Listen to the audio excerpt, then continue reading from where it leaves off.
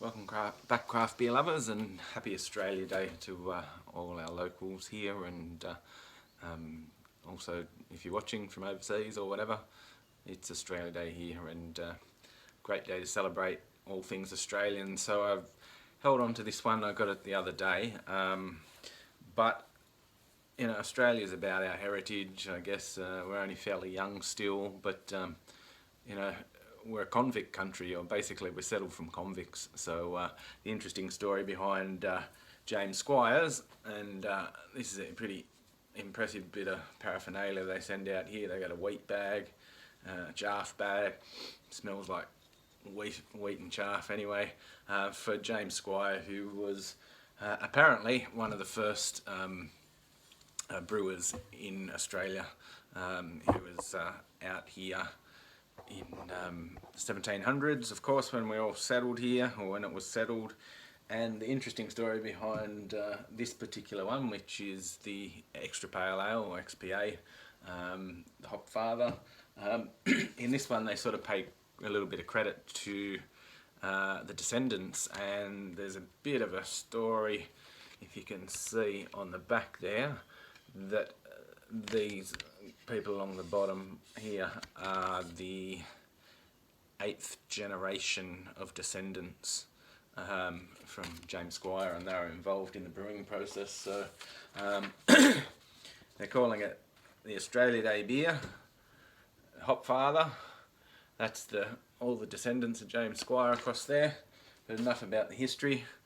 Let's have a talk about the beer. So XPA, that is that sort of style that we all know, well, most people know doesn't actually exist in terms of guidelines anyway. I mean, it exists because brewers make it. Sits somewhere between a pale ale and an IPA, or depending on the sort of strength of it, sometimes even a little bit pimped up from there, but generally people sort of consider it to be somewhere between a pale ale and an IPA. There's some really good examples of this going around. The XPA, it's only been around for a few years now. The first one that I was aware of was Wolf of the Willows, but the one that's really made a big crash into the scene in the last year is Bolter, and they're probably expected to do pretty well at tomorrow's poll, one of the top Hot 100 beers of 2017. But this one, James Squire, the Hop Father, a limited release. It's out now, and had one the other day. Not too bad actually. So that's what it looks like in the glass. Golden colour, a reasonably creamy head.